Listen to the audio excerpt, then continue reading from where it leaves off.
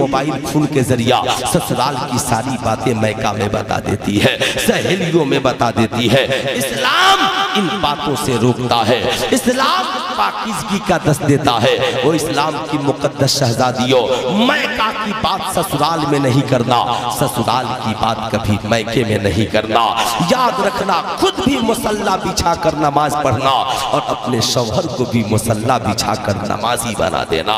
इस्लाम के मुकद्दस शहजादों, जमाना तुझसे कुछ भी कहे, लेकिन मैं आखिरी बात आपको बता करके जाना चाहूंगा। इस्लाम के मुकद्दस शहजादों, दो चीजें जिंदगी में न छोड़ना, एक कुरान और एक नमाज।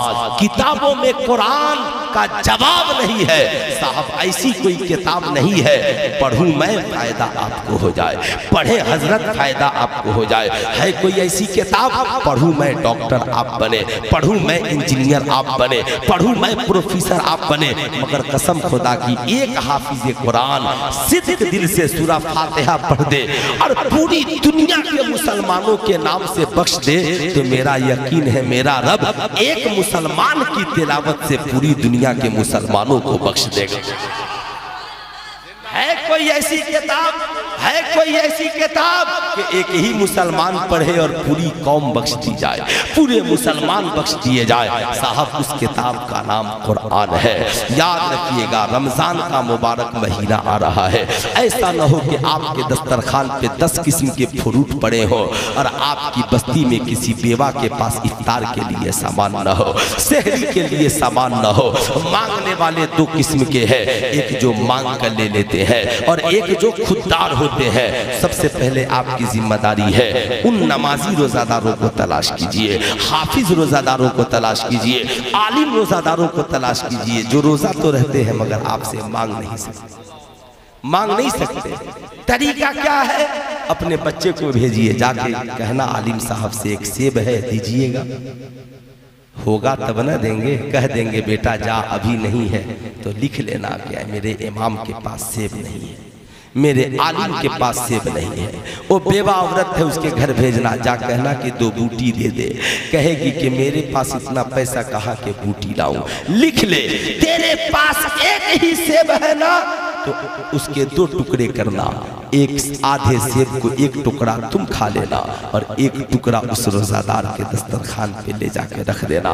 कहना एक ही फल है, आधा तू खा ले आधा मैं, तू भी रोजा है मैं भी रोजे से हूँ। नबी फरमाते हैं किसी ने रोजादार को 1 गिलास पानी या खजूर के 1 टुकड़े से ही इफ्तार करा दिया तो उसे भी उतना ही सवाब मिलेगा जितना सवाब रोजा रखने वाले को मिलेगा। इंशाअल्लाह इस बात पे अमल होगा, हाथ उठाइए, इंशाअल्लाह इस बात पे अमल होगा।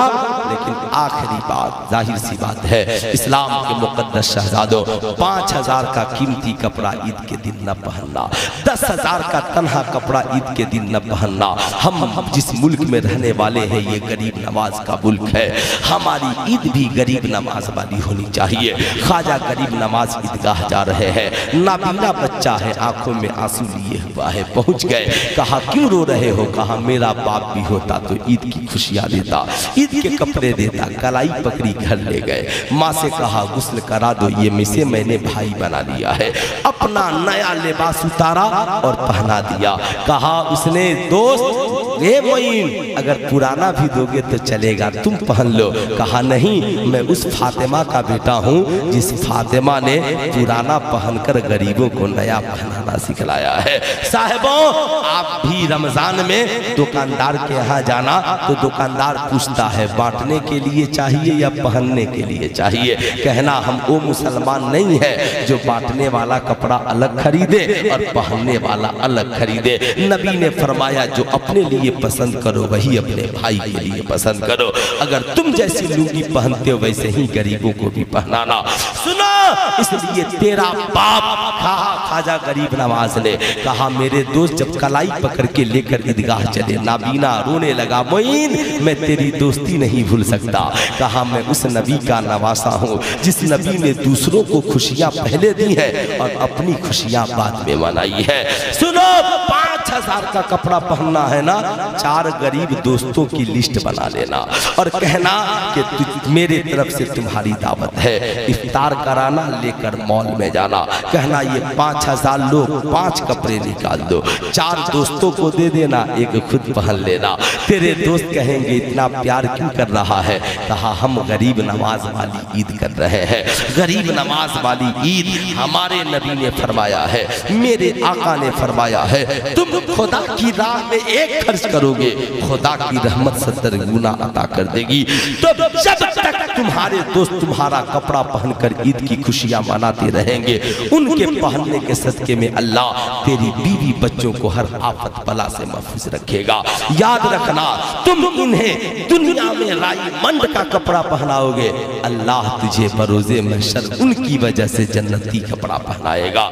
इसलिए साहिबों, हमारी ईद तो उसी वक्त ईद होगी जब हमारे मोहल्ले के गरीबों की भी ईद हो जाए, यतीमों की भी ईद हो जाए, बेवाओं की भी ईद हो जाए। इसलिए साहिबों, नमाजी बनिए, रोजादार बनिए, हाजी बनिए, माँ बाप की खिदमत करने वाला बनिए, उलमा से प्यार करने वाला बनिए, ईमान अकीदे की हिफाजत करने वाला बनिए, दूसरों पे कमेंट नहीं अपनी इस्लाह करने वाला बनिए, दूसरों को भलाई मोहब्बत से समझाने वाला बनिए। मौला करीम हम सभी को सिराते मुस्तकीम पे चलने वाला बनाए। आज का आवारा ज़हन लोग कहते हैं हमें इस्लाम का ये पसंद नहीं, वो पसंद नहीं, कह देना तुझे पसंद हो या ना हो, मगर मेरे रब ने कहा है इन्ना दीन इंदल्लाहिल इस्लाम, दुनिया के किसी शख्स को इस्लाम पसंद हो या ना हो, मगर जिस रब ने हमें बनाया है उस रब को अगर कोई मजहब पसंद है तो उस मजहब का नाम मजहबे, जरा हाथ उठाकर बोल दे पूरा मजमा, मजहबे इस्लाम है। इस्लाम था, इस्लाम है, इस्लाम रहेगा। कुरान था, कुरान है, कुरान रहेगा। इस्लाम तेरी गर्दन पर हुसैन इब्ने अली का एहसान था, एहसान है, एहसान रहेगा। जिंदगी बाकी, मुलाकात बाकी। पढ़ लीजिए अस्तगफिरुल्लाह रब्बी मिन कुल्ली ज़ंबी व अतूबु इलैहि। पढ़ लीजिए ला इलाहा इल्लल्लाह मुहम्मदुर रसूलुल्लाह सल्लल्लाहु अलैहि वसल्लम। अस्सलामु अलैकुम व रहमतुल्लाहि।